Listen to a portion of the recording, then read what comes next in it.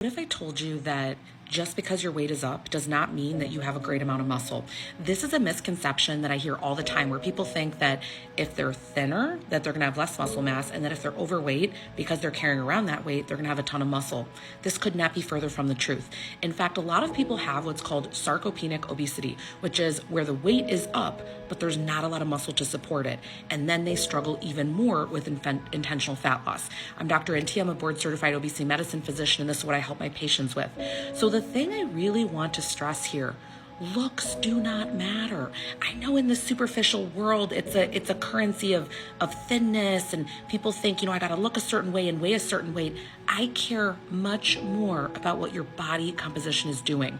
So I give this analogy often, and if you listen to my podcast, The Obesity Guy with Matea Rentea MD, if you go through to Instagram, you can get right to where you can pick any different podcast player that you listen on, whether it's Spotify, Apple, you can go directly to it at links.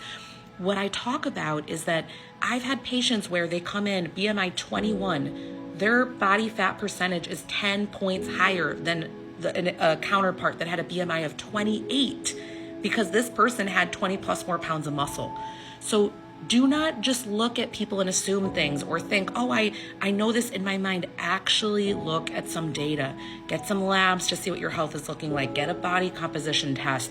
Think about, how am I feeling with food? Do I feel great after a meal for a few hours? Or does my gut really hurt? Am I bloated all the time? Am I just feeling crummy? I never feel good. I never feel like I have energy.